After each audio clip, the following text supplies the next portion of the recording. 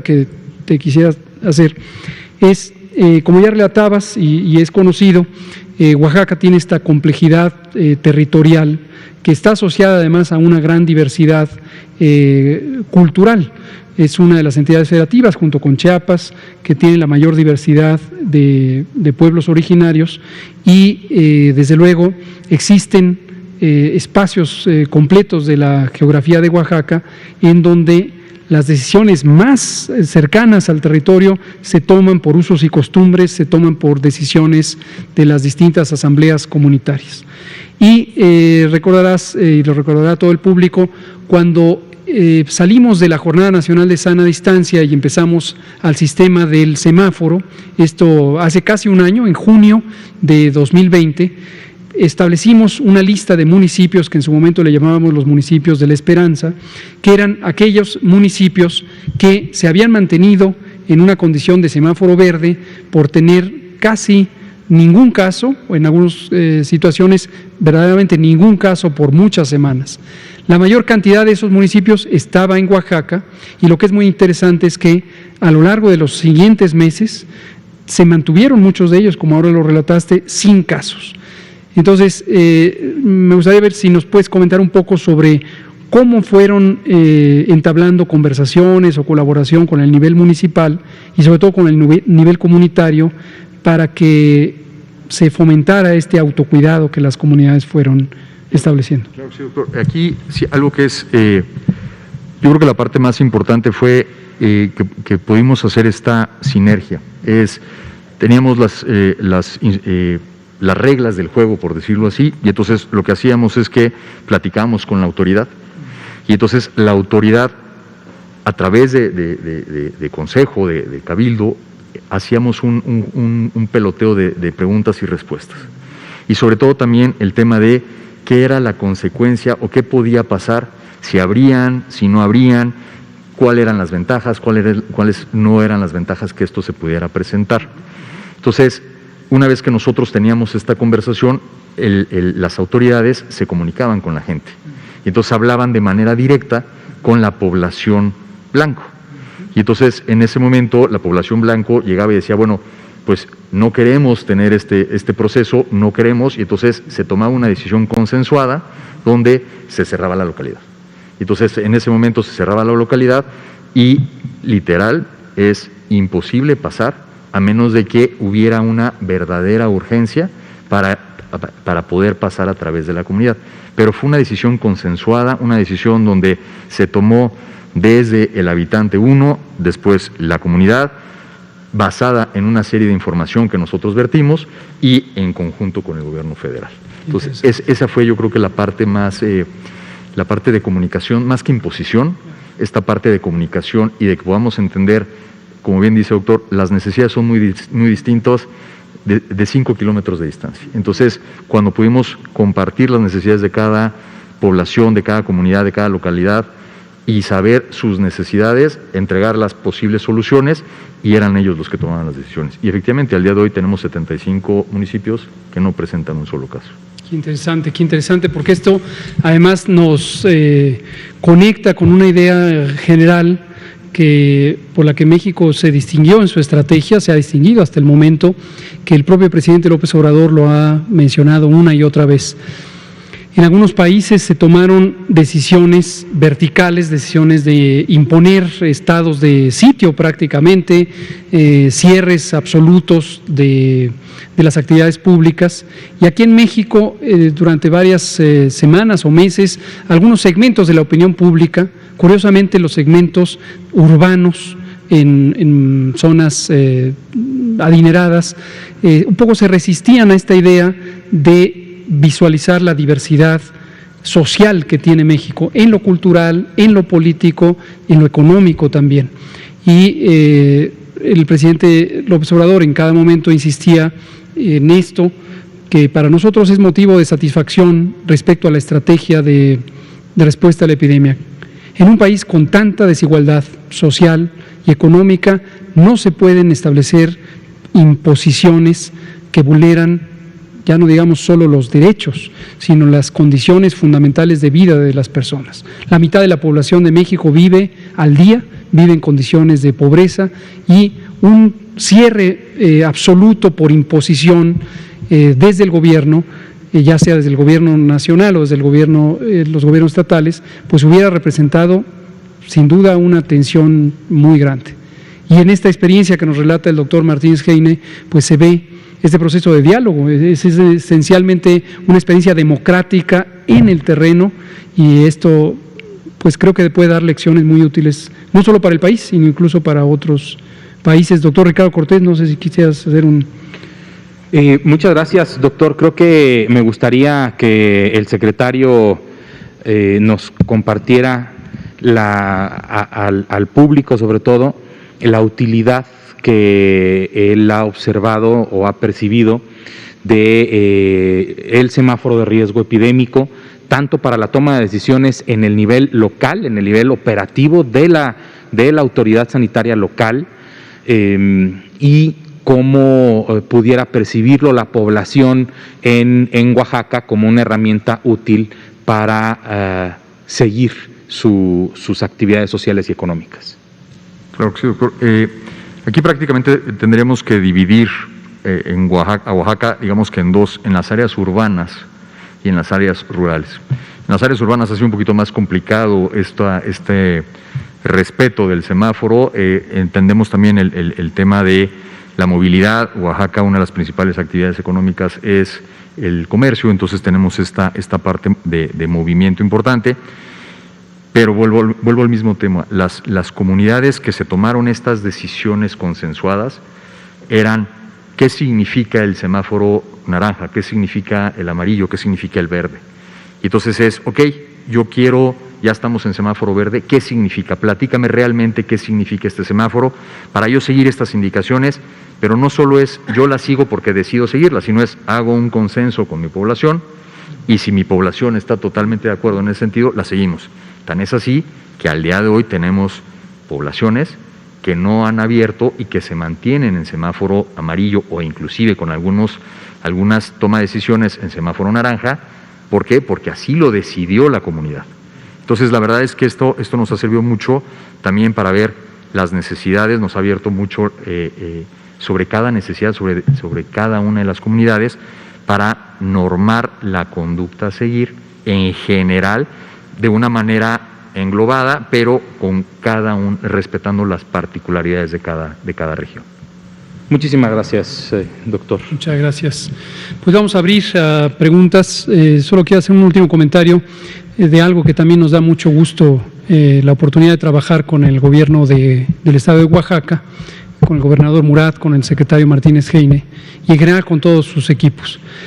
En la transformación que estamos conduciendo del Sistema Nacional de Salud, uno de los temas cruciales que hemos mencionado aquí en varias ocasiones es el modelo de atención. El modelo de atención del Sistema de Salud de México a lo largo de 35, 40 años se fue orientando hacia una medicina preponderantemente curativa, donde se empezaron a desarrollar capacidades en las zonas urbanas, dejando atrás a las zonas rurales. Se pusieron algunos hospitales a lo largo de esos años en zonas con más o menos cierta dotación de servicios, pero las zonas con menos cantidad de servicios se fueron dejando abandonadas también en el aspecto de salud. Por supuesto, tenemos situaciones muy dramáticas que también hemos comentado en varias ocasiones, en particular durante el sexenio pasado, cuando se dejaron abandonados más de 300 hospitales. Pero no me estoy refiriendo a eso, me estoy refiriendo a la manera en que fue estructurado el sistema de salud de México. Hace 40 años, la Organización Mundial de la Salud, un poco más de 40, 41, casi 42 años, estableció un consenso en una muy famosa reunión mundial, la reunión de Alma-Ata, en lo que hoy es Kazajstán, y se planteó un modelo que se llama atención primaria de la salud, y este modelo de organización y funcionamiento de los sistemas de salud ha sido el que ha guiado el desarrollo de la mayoría de los sistemas de salud que han logrado coberturas universales, que han logrado ser realmente eficientes para satisfacer las necesidades públicas. En México no. el único componente que permaneció de esa época es el programa IMSS Bienestar, hoy se llama IMSS Bienestar, en ese tiempo se llamaba IMSS Coplamar, y es la única institución que mantiene ese modelo. Hoy estamos en la transformación, siguiendo el planteamiento que la propia Organización Mundial de la Salud y varias comunidades globales de salud han planteado, que es la vigencia del modelo de atención primaria de la salud. Vigencia porque a lo largo de 40 años se ha ido actualizando a las necesidades de cada sociedad, de cada realidad, de cada transformación económica, política, social de las naciones.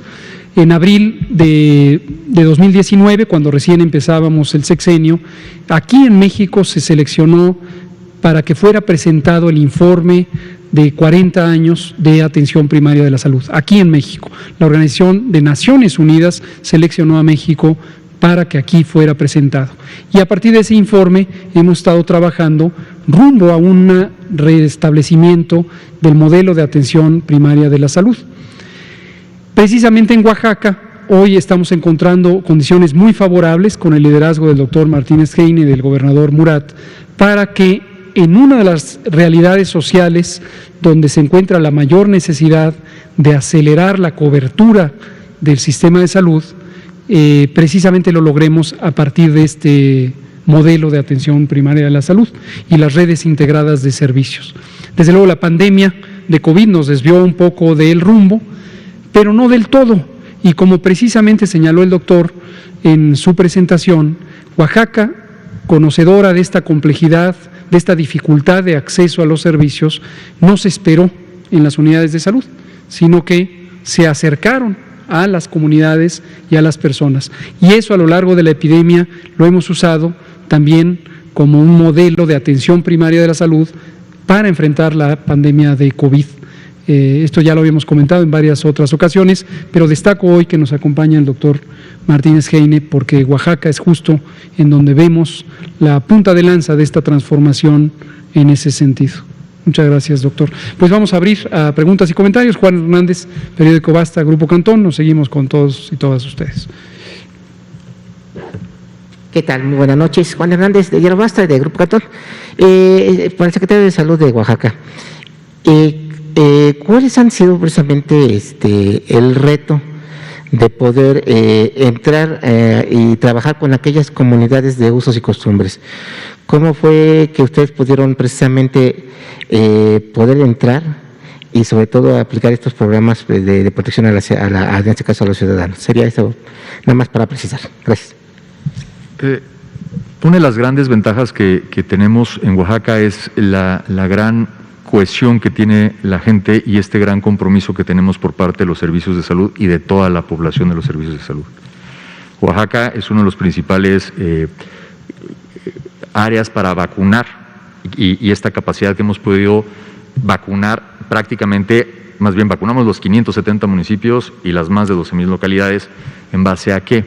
A que tenemos un sistema de enfermería y de promoción a la salud muy importante. ¿Por qué? Porque tenemos enfermeras y médicos que son inclusive hasta algunos de la propia comunidad. Y entonces lo que hicimos fue, no, como bien comenta el doctor, aquí no es imposición, aquí es, mira, esto es lo que viene, es gente que tiene confianza con las autoridades de salud, y entonces entran en este diálogo entramos en este diálogo, y es así como logramos llegar a inclusive a comunidades de 200 habitantes, de 150 habitantes. ¿Por qué? Porque Oaxaca este modelo de unidades itinerantes nunca lo ha perdido, este modelo de tener personal de salud propios de la comunidad nunca se perdió afortunadamente, y entonces esto nos permitió poder tener esta conversación de uno a uno, no de autoridad hacia población, sino más bien, insisto, de una persona de la comunidad con otra persona de la comunidad, en base a toda la información que podíamos dar nosotros, y entonces fue por eso que pudimos tener esta penetración y esta toma de decisiones en equipo. Muchas gracias. Sheila Monterrubio, de Canal 14 y enseguida Óscar Sosa. Gracias, Sharon Moore, de Canal 14 del SPR. Preguntarles, en junio de 2020 se presentaron 4 desarrollos de vacunas mexicanas contra el COVID-19. Esto en respuesta de la convocatoria de la CEPI. La pregunta es si continúan estos proyectos, de ser así, cuál ha sido el avance y cuáles son las expectativas para la conclusión de los mismos. Gracias. Muchas gracias. Vamos a actualizar sobre esa información. En este momento no tengo una actualización suficientemente reciente de estos proyectos. Fueron de hecho 6 proyectos, 4 se inscribieron al CEPI. CEPI es esta coalición para la respuesta a las epidemias que coordina en parte la Organización de Naciones Unidas a través de la OMS, en parte consorcia privados. Y efectivamente la Cancillería mexicana registró 4 proyectos de 6 que habían sido evaluados. Algunos de ellos que se han mencionado, por ejemplo el de la Universidad Autónoma de Querétaro, sabemos que ha tenido cierto avance en las fases de investigación básica, pero desconozco en este momento si también ya están listos para la investigación clínica. El que sí tenemos un seguimiento directo, porque es una iniciativa promovida desde el gobierno por el Consejo Nacional de Ciencia y Tecnología, CONACYT, por la doctora Álvarez Builla, es Patria, la vacuna mexicana, que a partir de una plataforma de conocimiento global se adaptó a las capacidades de producción científica mexicana, un consorcio de científicas mexicanos y mexicanas de gran capacidad, gran talento, que formularon la propuesta concreta. Se entró en una colaboración con una empresa privada mexicana, Avimex, que está desarrollando ya el prototipo de vacuna, y esta sí tenemos constancia, ya inició las fases de investigación clínica. Está en la fase 1 en este momento, ya se empezó a inocular, o se empezará, me parece que es esta misma semana, a las personas voluntarias del ensayo fase 1, y conforme vayan avanzando los resultados, se irá progresando hacia las siguientes fases. Muchas gracias. Óscar Sosa, por favor. Óscar Sosa, de Andrade Digitales, para el secretario Martínez de Oaxaca. Una de las fiestas que más orgullo nacional es la Guelaguetza Lunes del Cerro en Oaxaca. Han tenido pláticas con las comunidades que participan en esta fiesta. Va a ser un modelo híbrido, si las cosas van marchando como hasta ahora en el semáforo y va a la baja las estadísticas, ¿cómo se va a realizar esa fiesta? ¿Ya tiene una proyección? ¿O qué es lo que va a pasar más adelante para activar la economía de esas comunidades? Gracias. Muchísimas gracias. Estamos en pláticas con cada una de las comunidades representantes. Acuérdate que es la fiesta más importante y, como bien comenta, la fiesta más importante que tenemos en Oaxaca. Vamos por muy buen camino, pero todavía no queremos cantar victoria. O sea, queremos tener más información, ver estas proyecciones, porque, como bien sabemos, en esta fiesta en particular hay una movilización general de todo el estado hacia valles centrales. Entonces, antes de tomar una decisión en ese sentido, estamos viendo todas las posibles resultados y todos los posibles salidas que pudiéramos tener en caso de que se llevara a cabo. Obviamente este tipo de decisiones lo hacemos muy de la mano con la Secretaría de Salud Federal para poder tomar una decisión, insisto, y perdón que lo repita tanto, siempre son decisiones tomadas en consenso, nunca son decisiones transversales de tajo. Eso hemos aprendido en Oaxaca, que el diálogo es lo más importante, y sobre todo el diálogo informado. Entonces, tomamos esta parte de la información que nos da la Secretaría de Salud Federal, tomamos esta información que tenemos de manera local, platicamos con cada una de las autoridades locales, y en base a esta reunión de toda información es que se toman este tipo de decisiones. Gracias. Daniela Pastrana, pie de página. Gracias. Buenas noches. También, aprovechando que está el secretario Martínez, le quería preguntar, Oaxaca fue de los estados de avanzada que han prohibido la comida, los productos procesados, la venta de productos procesados en las escuelas. Todavía estamos en esta etapa previa a la reapertura, aunque tenemos registros de algunas escuelas que que han ya abierto, sobre todo en el Istmo.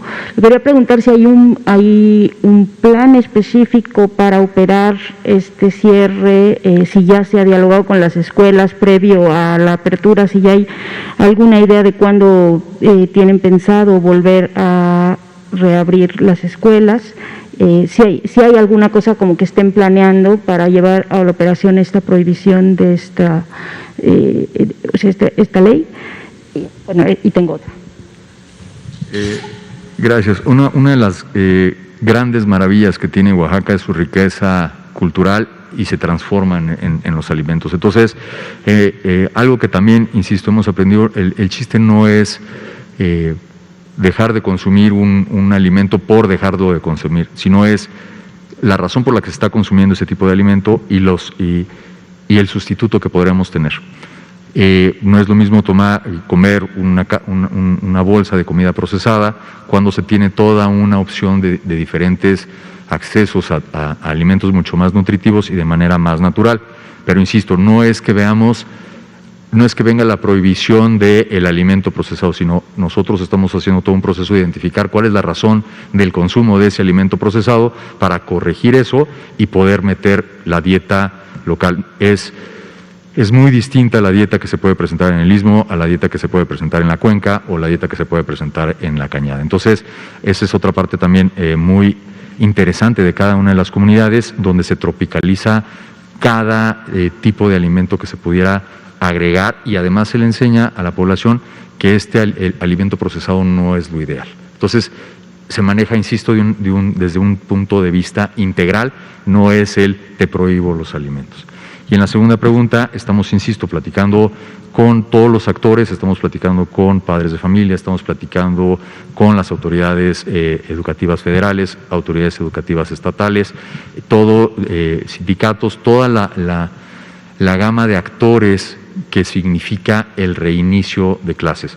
Tenemos una fecha límite, pero, insisto, nosotros, en base a las indicaciones del gobierno federal, es que nosotros nos vamos adaptando a esta toma de decisiones.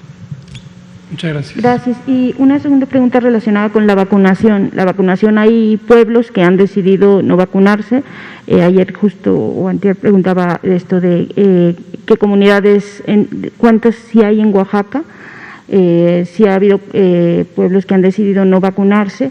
En otros lugares, no en Oaxaca, pero en Chiapas y en Guerrero, hemos visto cierta resistencia de algunas comunidades a la vacuna, pues por temor, por desinformación, a veces porque incluso la información no llega en sus lenguas y no hay trabajo suficiente con las asambleas. Entonces la pregunta es si en este caso, en Oaxaca, pues cómo ha sido el proceso y si hay algunas comunidades que no han querido vacunarse. Claro que sí. Tenemos un solo municipio que no permitió la aplicación de la vacuna.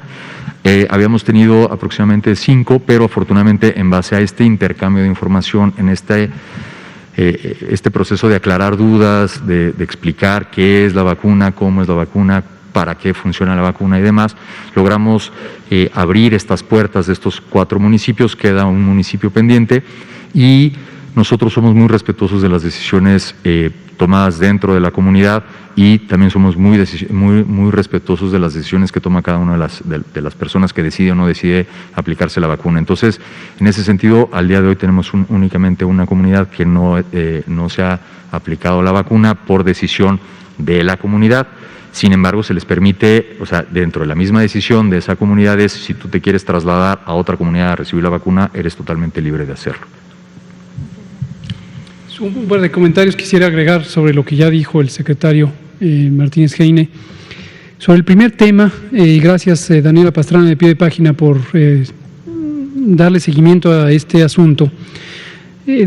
Las políticas públicas para la prevención y el control de las enfermedades crónicas que estamos implantando son integrales. Hemos mencionado aquí varias veces y lo vuelvo a mencionar, el Grupo Intersectorial de Salud, Alimentación, Medio Ambiente y Competitividad, GISAMAC, que tiene todo un mapa de políticas públicas, algunas en curso, otras por implantarse, para resolver de manera integral y de raíz los problemas alimentarios. Todo el mundo sabe que el mayor reto de la salud en México es el conjunto de enfermedades crónicas, diabetes, obesidad, sobrepeso, hipertensión, múltiples cánceres asociados con una mala alimentación. Y en ese sentido, como menciona el secretario, la mayor efectividad de las políticas se logra cuando se vincula a la comunidad de manera efectiva y se aprovecha la riqueza, la enorme riqueza cultural, geográfica, ecológica, social y desde luego culinaria que existe en algunas entidades federativas. Oaxaca quizá es el ejemplo más acabado de esa diversidad y de esa riqueza. Entonces, incluso las políticas públicas de carácter general tienen aplicaciones específicas donde hay estas condiciones para que las poblaciones, cada una de las localidades y el conjunto se apropien de esas políticas, que no venga como una imposición. Hace unos pocos días comentábamos que el Congreso de Colima aprobó por unanimidad una iniciativa para no permitir la venta de productos industrializados en escuelas. Y destacamos que el enfoque de esa pieza legislativa no pretende prohibirle a la persona, prohibirle al ciudadano, a la mamá, al papá o al propio niño o niña el acceso a la comida. Lo que sí pretende es que aquellos agentes económicos que han estado fomentando esta sustitución de nuestra riqueza alimentaria por una muy precaria, saturada de productos industrializados de bajo valor nutricional y altísimas cantidades de azúcares y calorías, grasas y sal, tengan límites, tengan un freno.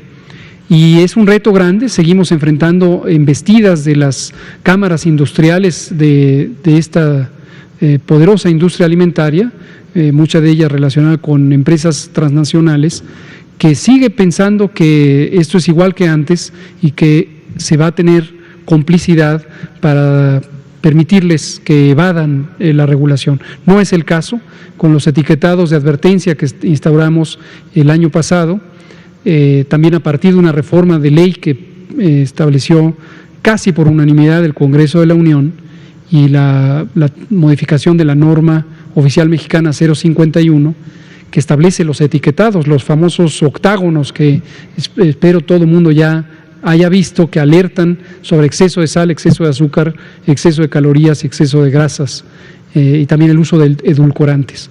Pero siguen buscando caminos para evadir esto, buscar prórrogas, buscar excepciones. Consideramos que es hoy más que nunca claro que los daños a la salud que se pueden causar a la población mexicana, aún en condiciones agudas como las de la epidemia, están relacionadas con esos daños por la mala alimentación. No es responsabilidad de los individuos, es responsabilidad de este sistema alimentario plagado de comida y bebida chatarra. Muchas gracias. Vamos a la siguiente pregunta. Janet Galindo, Mundo Farma. Gracias. Buenas noches, doctor. Janet Galindo, de Mundo Farma. Quisiera hacerle una pregunta, doctor Gatell. No sé si hay algún análisis de parte de la Comisión Nacional de Farmacovigilancia con respecto a las personas ya vacunadas y los casos que se lleguen a presentar, casos adversos, eventos adversos. Esto directamente de parte de la farmacología. Con mucho gusto. Sí lo hay y se hace todos los días. Okay. ¿Cuándo empezó? El día que empezó la vacunación. Desde el 24 de diciembre de 2020, cuando pusimos la primera vacuna, ya estaba listo el sistema de farmacovigilancia para los eventos supuestamente asociados a vacunación y el seguimiento de aquellos que son confirmados como potencialmente asociados a vacunación. Solemos presentar, ya no lo hacemos diario porque casi no cambia más que el número, pero el porcentaje de eventos que pueden ser más que leves, se mantiene muy estable, se ha mantenido muy estable. Entonces ahora lo ponemos una vez a la semana y lo seguiremos poniendo, pero todos deben tener claro y tener tranquilidad.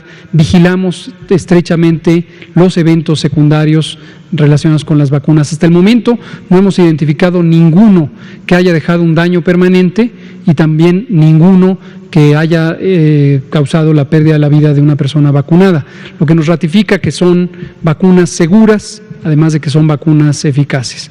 Y el mecanismo está integrado por la Dirección General de Epidemiología, quien lo coordina, a cargo del doctor Alomía, COFEPRIS, que tiene su unidad de farmacovigilancia, el Centro Nacional para la Salud de la Infancia y la Adolescencia, por ser responsable del Programa Nacional de Vacunación, y también tenemos una vinculación que ha sido muy productiva con nuestro Grupo Técnico Asesor de Vacunas, el GETAF, y también con la Comisión Coordinadora de los Institutos Nacionales de Salud, donde el doctor Gustavo Reyes Terán, el titular, nos ayudó a integrar un panel de médicas y médicos especialistas que dictaminan cada uno de los casos que son de consideración, que son más graves, y esto se hace también con la participación estatal.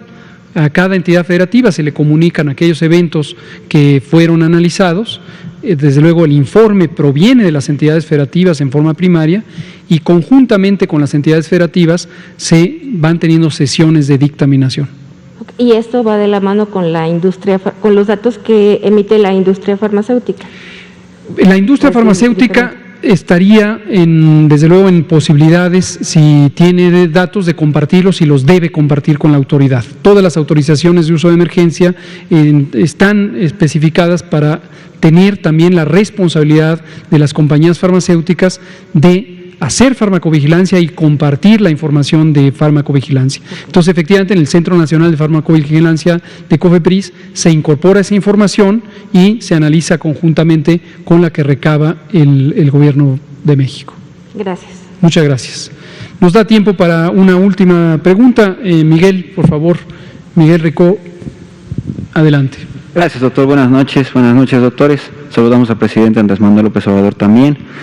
Doctor Juan Carlos, una pregunta. Si nos pudiera decir los enlaces o los medios de comunicación para poder informarle a la gente de Oaxaca cuando el sector salud presente su plan de vacunación o alguna información mediante redes sociales. Y junto con esto quisiera preguntarle también si pudiera comentarnos ¿cuál fue el mayor reto con uno de los municipios más difíciles allá en el estado de Oaxaca, dado que son más de 500 a comparación de México, o de la Ciudad de México, pues es algo muy grande? Quisiera saber cuáles son esos retos, cuáles son las mayores complicaciones para la vacunación en los municipios más alejados, más difíciles, para que pudiéramos tener una perspectiva mejor de cómo es la vacunación ahí, podamos entenderlo aquí en la Ciudad de México. No sé, me imagino que no sé si hay internet o teléfono, mensajes de texto. ¿Qué nos pudiera decir? Muchas gracias. Muchas gracias. Aquí vuelvo al mismo punto de que ha sido un gran trabajo en equipo. Aquí hemos trabajado muy de la mano con la Secretaría del Bienestar. Entonces, la Secretaría del Bienestar, a través de los servidores de la Nación, lo que nos ayuda es que hace esta información, penetra esta información de en cuáles van a ser los municipios o cuáles van a ser las localidades donde se va a empezar a aplicar el biológico. Nosotros, a través de redes sociales, a través de la página de los servicios de salud, en conjunto con la Secretaría del Bienestar, lo que hacemos es que ponemos esta información al acceso de la población y además hablamos con las autoridades municipales, con las autoridades que se encuentran en cada una de las localidades, para irles informando en adelantado, más o menos una semana y media por adelantado, cuáles van a ser las localidades que vamos a empezar a llegar a vacunar. Entonces, ese es más o menos el tema de información para que sepa la gente cuándo las localidades que vamos a empezar a vacunar. Y en relación a cuál ha sido el principal reto, ha sido poder, llegar a las diferentes comunidades. Nuestra distribución geográfica es bastante complicada y entonces hemos contado, insisto, en trabajo en equipo por parte de la Sedena, que nos ha ayudado a través de transporte aéreo, de poder llegar a la entrega de algunas comunidades a través de este transporte aéreo. Hemos contado con el apoyo de las autoridades municipales también, que nos ayudan a llevar el biológico. Entonces, aquí te puedo decir que hemos presentado 570 retos. ¿Por qué? Porque tenemos 570 municipios. Afortunadamente, esto nos ha permitido identificar cada vez áreas de mayor oportunidad que, conforme van avanzando los procesos de vacunación, se vuelve mucho más eficiente y mucho más eficaz el proceso. Aquí, insisto, no me cansaré de repetir que el gran éxito que hemos logrado tener en base a eso ha sido que trabajamos en equipo. Aquí no hay un gobierno federal, no hay un gobierno estatal, no hay un gobierno local. Aquí es una población que estamos todos destinados para servir, tomamos las opiniones del usuario final, de la comunidad, cuáles son las necesidades y cómo necesita esa comunidad que nosotros nos comuniquemos con ella. Tenemos parlantes de la lengua, tenemos personal, insisto, que pertenece a la comunidad. Entonces, eso nos ha permitido identificar la necesidad de la población de información para que nosotros podamos llegar y decirle, mira, se te va a aplicar el biológico se aplica de estas características, este es el tiempo y cómo te vas a sentir. Entonces, insisto, ha sido un gran trabajo en equipo donde, gracias a la Sedena, gracias a la Secretaría de Bienestar, gracias al gobierno federal, hemos logrado tener estos resultados. Muy bien, pues aquí terminamos. Le agradecemos mucho al doctor Juan Carlos Martínez Heine, secretario de Salud del Estado de Oaxaca, al gobernador Alejandro Murat Hinojosa también por el trabajo que han hecho por detener la epidemia en el Estado de Oaxaca, por la buena coordinación. Efectivamente, es una de las situaciones de mayor satisfacción que tenemos, esta buena coordinación. Y gracias por venir aquí, Juan Carlos. Te agradecemos mucho compartir la experiencia. Muchas gracias. Seguimos, nos vemos mañana aquí. Gracias.